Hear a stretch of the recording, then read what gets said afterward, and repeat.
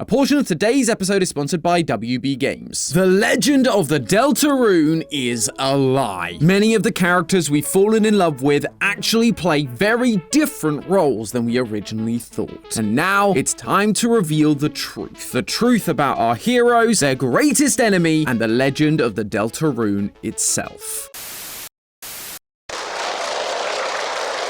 Hello Internet! Welcome to Game Theory, the show that promises to give the new Pope Leo a copy of Deltarune if given the chance. But if I'm bringing up that dead meme, that can only mean one thing. Deltarune chapters 3 and 4 have finally arrived, and I have been dying to get stuck into these new installments of the story, have some questions answered from previous chapters, and as always, try to solve the new questions these chapters present. And there is a lot to discuss, my friends. We're going to be uncovering the true identities of some familiar characters and what their roles are within Deltarune, learning that the things we thought to be set in stone may not actually be true anymore. Seems to be a running theme on this channel recently. And of course, figuring out what it all means for the future of this franchise. So gulp down that juice, theorists. It's time to open up a dark fountain and dive back into the world of Deltarune. Lee, what are you doing here? Are you here to help me take on the lore of Deltarune? What? No, don't be ridiculous. I'm here because today's sponsor needs us to save the DC universe. Now who's being ridiculous? DC is Film Theory's thing, not mine. Tom, you don't understand. It's a DC game. Oh, I guess you could say that worlds collide. No. Bad. Okay, fine, but you're gonna stay here and help me with the comic book stuff. If you haven't heard of it, DC Worlds Collide is the brand new squad-based RPG for iOS and Android, where it is your job to defend the world from the evil crime syndicate. Basically, evil versions of all of your favorite DC heroes. And so, it's up to you to form an elite squad to face them. There's over 70 characters to choose from, both from the side of good and the side of evil, like Wonder Woman, Harley Quinn, Batman, and even deep cuts like Blue Beetle and Constantine. And in celebration of the upcoming movie and inspired by his latest appearance, Superman is the first new character to join the roster and is available right now, with Guy Gardner, Mr. Terrific, and Crypto arriving later this summer to form the ultimate movie powerhouse. Oh, so you do know some DC characters then? Just because I'm the game guy doesn't mean I don't watch movies sometimes. But from a gaming aspect, the funnest part of this game for me is all about strategy. By combining different groups of heroes and villains, you can get team synergies that truly make you an unstoppable force. Plus, you get some unique interactions too. Wait, there's lore? Ugh, now I've got to find them all. And you guys can too by clicking the link in the description or scanning the QR code on screen to download the game today for free. Thanks to DC Worlds Collide for sponsoring this video, and thanks to Lee for giving me a hand. You're welcome, Tom. Now, how do I get back to film theory? I don't know, but I gotta get into the dark world to figure out Deltarune, so... bye! It's been almost 4 years since Chapter 2 was released, and over a year since our last video on it. So before we get too deep into this dark world, let me give you a quick recap. Deltarune is the spiritual successor to the wildly popular indie RPG Undertale, a game where every small decision you made, from defeating enemies to how you spoke to characters, completely altered the outcome of the game. Deltarune, however, works a little bit differently. There aren't multiple paths you can take that lead to different endings. Characters aren't killed, but instead the battles end after a certain amount of damage is made and you spare them. The whole theme of this game is that your choices don't matter. Over the last 2 chapters, we met Chris, a quiet individual who explores places called the Dark Worlds with former bully Susie. During these adventures, they meet Rolze, a creature from the Dark World who wants Chris to fulfill the legend of the Deltarune. This prophecy was that 3 heroes, a human, a monster, and a prince from the dark, would seal the dark fountains and banish the angels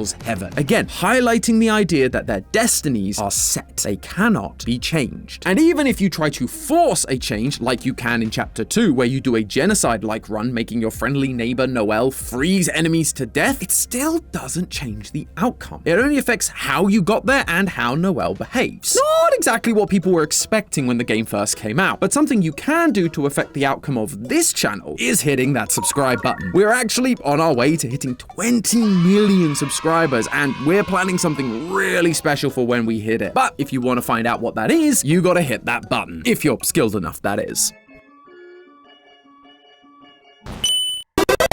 Oh, wow, you actually did it. I'd better get to planning then. But in the meantime, let's chat about Chapter 3, because we are met with a similar linear path to the previous chapters. In Chapter 3, we travel through the Dark World opened by Chris at the end of Chapter 2, where we take on Tenor, the TV set that has been forgotten. Tenor has Chris's mother Toriel imprisoned under the instruction of the Knight. This is a character we have been waiting to hear more about from the first few chapters. They are a big part of the Legend of the Deltarune, being the one who is trying to bring around the Roaring, an apocalyptic event that will doom everyone. And by the end of Chapter 3, the Knight shows themselves, defeating our heroes and fleeing to a bunker in town with poor Undyne in tow. Chris and Susie discover that there is a code into this bunker, but they believe they have to get it from the mayor, Noelle's mother. This is where Chapter 4 kicks off. Susie and Chris invite themselves over to Noelle's to snoop. After finding part of the code, a new dark fountain is formed at the church nearby. Susie and Chris enter and begin to learn about the prophecy of the Deltarune. Once again, Chris seals the dark fountain after going up against the Roaring Knight and the Titan that they summon, a sign of the Roaring that is to come. And you know what? Let's talk about the Roaring Knight for a minute. For a long time, their identity has been a mystery hanging over this community. Could it be Father Alvin? He seemed mighty suspicious. Was it really Chris because they opened a dark fountain at the end of Chapter 2? Well, finally, we've gotten to see the Roaring Knight in the flesh, or darkness, and it's clearly not Chris. Would be pretty tricky to fight against yourself. But then, who is it? Well, the first major clue we get is that the Knight isn't like other darkness. Ralsei has made it clear over various chapters that darkness cannot leave the dark world because they aren't really real like Chris and Susie are. They just exist as playing cards, toys, objects that take on new meaning in the shadows. But after you defeat, or more likely lose, to the Roaring Knight, he runs away to the world of light and is able to exist inside the bunker, implying that this Knight isn't a darkener, but a lightener like Chris and Susie that is able to exist in both worlds. And with this being a lightener, we should also be able to take a look at their physical appearance to narrow it down more. Chris and Susie still look like themselves in the Dark World, so it's likely there will be some similarities between the Knight and their lightener form. Starting with the head. It's clear that this Roaring Knight has antlers. Other than making him look pretty cool, this connects the Roaring Knight specifically to Noelle and her family, the Holidays, a family of reindeer. Immediately, my mind went to Carol, Noelle's mother. She seemed pretty evil so far, with her red text talking directly to the player and her neglectful treatment of Noelle. She even has a katana on the wall which would fit the Knight's sword. But when I looked more closely at the Knight's sword, something else caught my attention. When they hold it upright, we can see that the bottom has a flat edge. If this were a katana or any other traditional sword, that flat part in the pixel art would be higher up to act as a guard for the hand. But this one is at the bottom. Plus, if you take a look at the top of the sword, it's more rounded than it is pointy. The pose almost reminds me of when I was a kid and how I tried to balance a baseball bat in my hand.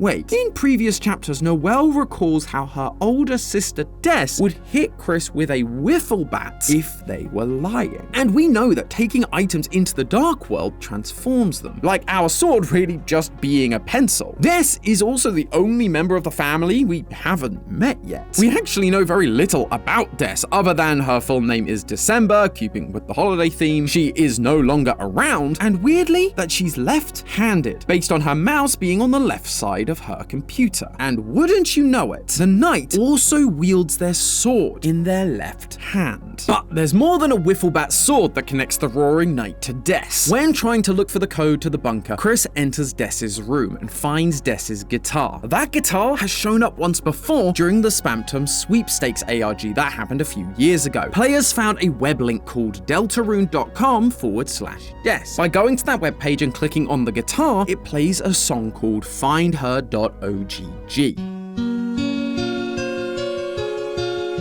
This musical motif is also present in the Roaring Knight's theme song.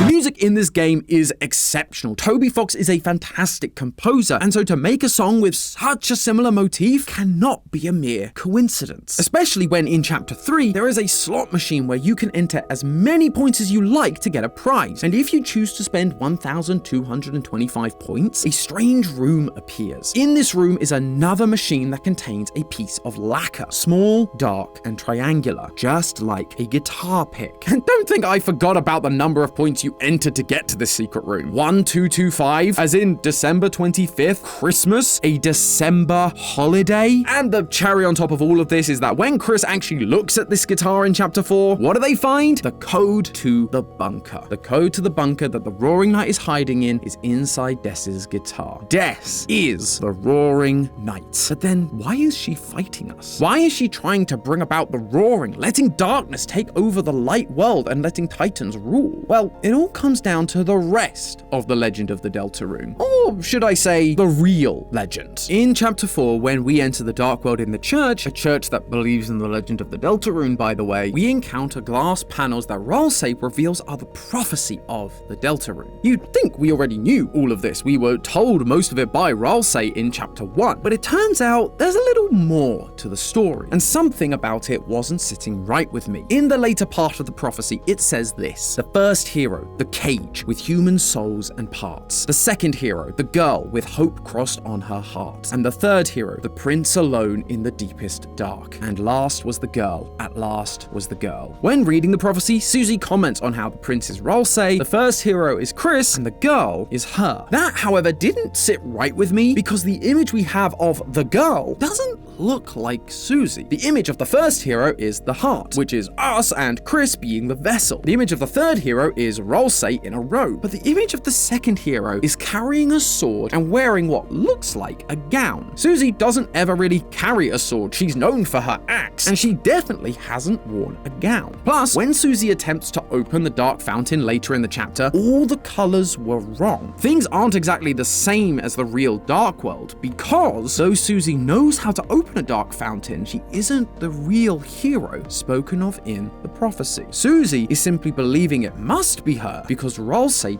told her that she was the second hero back in the first chapter. But if I'm saying that's wrong, that Susie isn't the second hero, then there's only really one other character it can be. A girl that wears a gown, has been a member of the hero's party, and when you combine her ring of thorns that you get from her special root with a pure crystal, you get an item called the Twisted Sword. Guys, it's Noelle. Noelle has become a more significant character as the chapters have gone on, and by taking on the Snowgrave route in Chapter 2, where you force Noelle to cast magic and freeze people, Noelle is becoming more confident and is gaining the ability to fight. In Chapter 4, you also encounter these priestly figures of the Deltarune, each of them telling you a tale connected to the prophecy, and one of them says, "Who will call the girl who snows?" which is referring to what we literally do during the Spamton Neo fight. We call on Noelle's name, and she is summoned, killing Spamton with her ice magic. In another part of the prophecy, it says, "Love finds its way to the girl." The image here is the same as the second hero, but it has a heart like ours inside it. On a more innocent level, this could be referring to Noelle's crush that she has on Susie, but given all the references to the Snowgrave route that we've already had, I believe there's a darker meaning behind this. In Undertale, we were taught about the love stat. When we kill enemies, our love increases, but the stat actually stands for level of violence. During the Snowgrave route, Noelle was pushed to become more violent, and the level of violence found its way to her. And this is made super clear in Chapter 4. If you've taken the Snowgrave route in Chapter 2, you will receive a unique cutscene in Chapter 4 when Chris and Susie are in Noelle's house. After trying to find the bunker code in the old guitar, Chris pulls out the heart and stuffs it into a drawer. It's at this point that we start behaving real sus and vent. While moving around the vents, we can hear a conversation between Chris and Noelle. She says that last night she saw Chris, the real Chris, who told her that everything was all okay. Until our heart makes its way back into Chris, and the entire conversation shifts as we prove to Noelle that the events of Chapter 2 weren't a dream like she thought. Chris then puts the thorn ring back onto Noelle's finger, and when we do, a red crack appears on the screen. This moment is us, the heart. We are the ones trying to control Noelle, forcing her to use her magic, helping her to find her level of violence. moments. And as chapter 4 continues, we see these actions take effect. In the Dark World, when Susie goes ahead, Ralsei suggests instead of us going on ahead, we think of someone. If we choose to think of Noelle, the screen turns black and a small red dot with the words "thank you" appears. Then at the very end of chapter 4, the screen fades to black and once again the red dot appears. But this time, it's bigger. The red dot is Noelle's heart forming, love finding its way to the girl, just as the prophecy said it would. All of this is pointing to Noelle, and more specifically, the Snowgrave route being part of the prophecy. The Snowgrave route is the canon series of events. Even though it felt like it was a decision we were able to make, Toby Fox is once again showing us that it was destined to be. This is also why the Night Death is trying to bring about the Roaring. The Roaring is what will summon the heroes and force them to banish the angels' heaven, banish us. Just like Chris, they want us gone so that their sister is left alone and safe, which explains why we see both of those characters working together throughout the chapters. Chris receives some mysterious messages from their phone, which are implied to actually be the Knight. And if you manage to defeat the Knight at the end of chapter 3, they will literally knight Chris. Chris wants us removed from their body, but they also clearly hate what we are doing to Noelle, putting us in a trash can and kicking the living daylights out of us after we put the thorn ring back on her finger. It's their goal to bring about the Roaring and force us, the angel, away from them and the lives of their friends. But then, where does all of that leave our monster girl Susie? Is she just gonna get sidelined?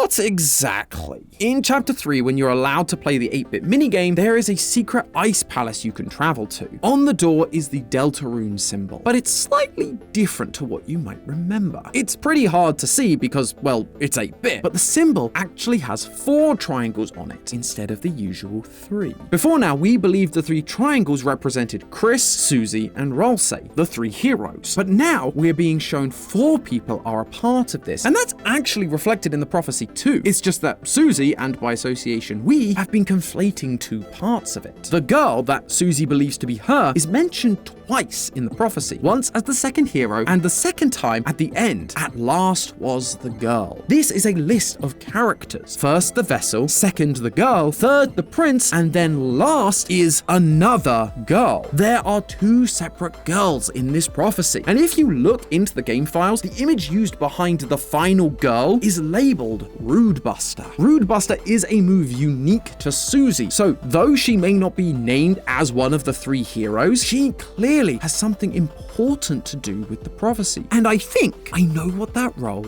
is. You see, in chapter 4, Ralsei confesses to Susie that he was intentionally keeping part of the prophecy a secret. Susie manages to get ahead and read it, but before we are able to read it, Susie smashes the glass and starts laughing. She says that she or Chris would never let that happen. Whatever is on that last panel was something that Ralsei was worried about Susie and Chris seeing, and clearly it has an effect on Susie. Throughout the chapters, Susie has always struggled to accept reality, constantly denying whatever is being said and wanting to forge her own path. But this time feels different. It's not an angry defiance. It's uncomfortable, like, haha, but that's not gonna happen, right? And then she quickly tries to change the subject. So what did it say? Well, the lines before this talk about a final tragedy unveiling, meaning that whatever the destroyed panel said is revealing that tragedy. The ultimate tragedy that I could think of, one that would definitely make Susie uncomfortable, would be the death of a beloved character. And I believe that character is Susie herself. I mean, at the very end of the chapter, she starts to tell Chris how she really feels. And it feels very finite, almost like it's her ending monologue, her coming to terms with the reality that is set before her. Like she's going to die and is letting Chris know how she really feels and how she doesn't want to move on. Ralsei is also acting sketchy throughout